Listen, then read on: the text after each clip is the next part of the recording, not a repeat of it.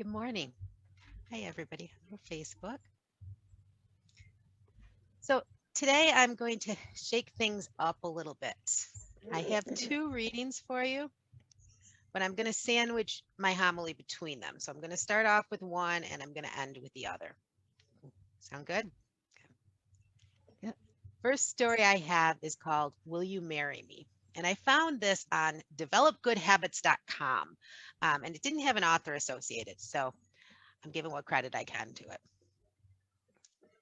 So, centuries ago, in a small Italian town, there was a business owner who was in a great amount of debt. His banker, who was an old, unattractive man, strongly desired the business owner's younger, beautiful daughter. The banker decided to offer the businessman a deal to forgive the debt that he owed the bank completely. However, there was a bit of a catch. I bet you can guess what it was. In order for the businessman to become debt free, he was to have his daughter marry the banker. Businessman didn't want to concede to this agreement, but he had no other choice, as his debt was so extreme. So the banker said he would put two small stones into a bag, one of which was white and the other black. The daughter would then need to reach into the bag and blindly choose a stone. If she chose the black stone, the businessman's debt would be cleared and the daughter would have to marry the banker. However, if she chose the white stone, the debt would be cleared and the daughter would not have to marry him. So while they were standing in the stone filled path in the businessman's yard, the banker reached down and chose two small stones, not realizing that the businessman's daughter was watching him. She noticed that he picked up two black stones and put them in the bag. So when it came time for the daughter to pick a stone out of the bag, she felt she had three choices. One, refuse to do it. Two, take out both stones and expose the banker's cheating. Or three, pick up a stone, knowing it would be black, and sacrifice herself to get her father out of debt. She picked a stone from the bag and immediately, accidentally, dropped it into the abundance of stones where they were all standing. She said to the banker, "I'm so sorry. I'm so clumsy." "Oh, well, just look in the bag to see what color stone is in there now, and you'll know what color stone I picked." So, of course, the remaining stone was black. And because the banker didn't want his deceit to be exposed, he played along, acting as if the stone that the businessman's daughter dropped had to have been white. He cleared the businessman's debt, and the daughter remained free from having to spend the rest of her life with the banker. That was Will You Marry Me? In our story, the banker is seen as powerful. He has financial control over the girl's father and is trying to expand that control to do what he wants with his daughter. What's power? Honestly, we learn in our metaphysical world, right? Power doesn't come from the outside, doesn't have anything to do with money or prestige. It comes from the inside. It's yours.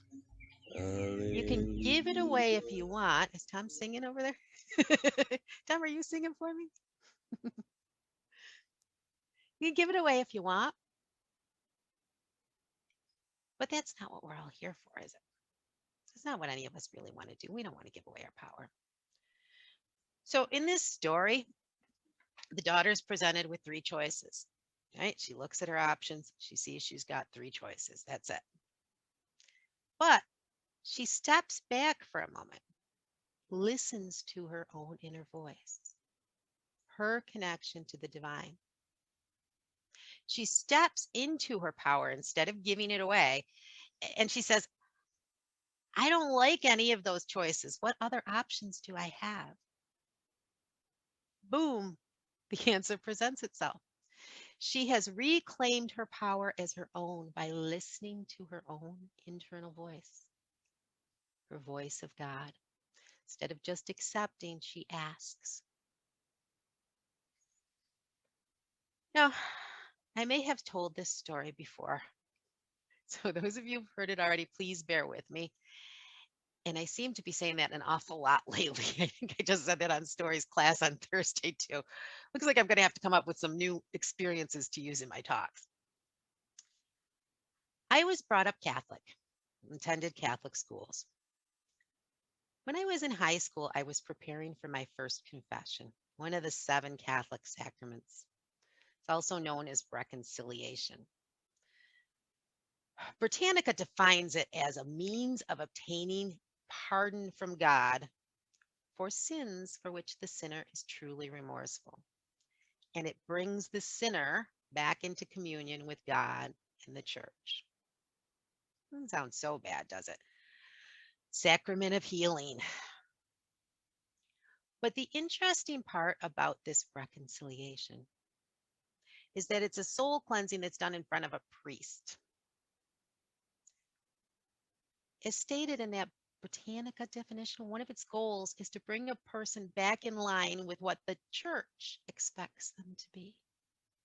The priest is the emissary for God, and he gets to decide how terrible your sins are and what act of contrition, what punishment they're worthy of. He's the one who gives you forgiveness on behalf of God. So here I was in high school preparing for this sacred sacrament, not classes and training, preparation, a formal celebration.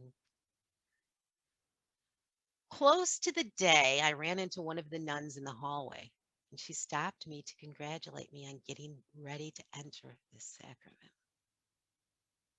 I was kind of a quiet kid, and I was really a lot in awe of power authority figures, right? And she was definitely one of them.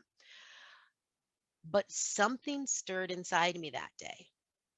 So I stopped, I looked at her, and I said, the God that you taught me about doesn't need me to go to a priest to say that I'm sorry. I can do that anywhere. Well, needless to say, that didn't go over really well. I didn't actually get in any trouble. There wasn't any disciplinary action associated, but she wasn't quite as friendly with me from that point on. And I actually think that the nuns thought I was going to be following in their footsteps, and that kind of dashed all of those hopes. But I use this story as an example because in this story, I had been presented with choices, just like the girl in our story, right? Do I honor this sacrament, which is what's expected and required from me as a Catholic? Or do I cause a ruckus and refuse, dig my heels in? Well, I was really too young and immature at that point to choose to exercise my own free will. I didn't have a lot of choice at that point. But what I did end up doing was choosing a third route without even realizing it. I did what was expected, but when a conversation was started, I allowed my inner voice to speak my truth. What I didn't understand at that point, and still don't, was the requirement for someone else to be the voice of God. Why did that priest have to be my confessor? Why did someone else get to decide what my sins were and what punishment they deserved? Why did the church get to tell me what choices I had to truly find forgiveness? Which brings me to the aha moment that led to this homily. We were in a ministerial weekend for ISD. It's a retreat we have every other year where all the ministers and ministerial students from all the chapters gather together. And it was during that retreat that it suddenly occurred to me that being a minister for ISD is different. It's different than being a traditional priest or rabbi. And that's the reason I love it so much. I'm taking my headset off. I am not the voice of God. I am not the emissary to God. Well, I am my voice of God, but not yours. I'm not telling you what must or must not be done. You are the voice of God. And that's what occurred to me that day. Every single one of you, you're the voice of God, not me. I'm only here to help you find and trust that voice. So after this was over with, I was thinking about this thing that I'd had hit me during this retreat, I did some research on the definition of minister. Oxford Dictionary includes an archaic definition, and those are always my favorites. Their archaic definition, the old definition, is a person or thing used to achieve or convey something. Someone gets an idea across. And even more interesting is the etymology of that word. The word minister goes back via Old French and Latin, minister for Latin, which means servant or attendant, which is derived from minus or less. So really, they're saying a minister is a person of lower status, a servant. All right, I'm not going to, say that we're actually lower status, but it's funny because I recently found a teaching in one of my automatic writing notebooks where Spirit said to me, "You will not be a teacher."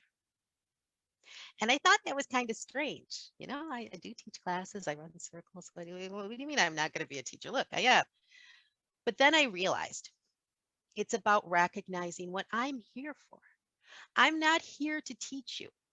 I'm not here to tell you how to worship, how to celebrate your version of your divine connection. I'm here to serve you, a servant, right? To help you find your footing, find your own power, find your direction. You need to find it yourself. I'm just here to help, to convey ideas, to answer questions, to give you my opinion. That's what all of us are here for at ISD. As humans, it sometimes seems easier for us to believe that someone else has all the answers we need, whether it's teachers, clergy, celebrities, politicians, just other people. They can tell us what we should be doing and how we should be doing it. But when we do this, we're allowing ourselves to give away our power again, just like the father in our story. You tell me what I have to do, what's right, what's wrong, what should I do? What choice should I make? Again, that's not what this journey is about, is it? We're in challenging times right now. Who do we listen to? What do we do? Some days it feels like everything is crumbling around us. Different people will tell you different things, and everyone thinks that their way is right. So much so that they sometimes are yelling it from the loudest platform they can find. It's funny, as I was writing this homily, for the past week, I've had this cardinal that's showing up at my kitchen window. He keeps beating against the window, not actually flying into it, but just beating against it. Best I can tell is it's mating season. And when he's approaching the window, he sees his own reflection and assumes it's another male threatening to steal his woman or hurt his family. So the first day it happened, being me, I was amazed and awed by seeing this beautiful bird. I'm like, oh my God, it's a cardinal. It's Ken. That's one of our symbols. By the third day, and then the fourth day, I was realizing there was a bigger message to this. This beautiful bird is not able to see himself clearly. The reflection that's his, it's seen as an interloper, something to fear and fight. And it's him. Is this something that we do? Sense our own connection, see our own reflection, and not recognize it as our own higher voice, but instead we see it as something that must be feared and avoided at all costs? Society tells us that we must watch the news to stay informed. We must vote Republican or Democrat. We must stand on one side or the other side. But these are all choices that are being dictated to us. Maybe one of them resonates with you. Maybe none of them do. Maybe, like me with my first confession, you see only one clear choice, one that I really have to pick, but you'll find a way to voice your concerns about it later on down the road.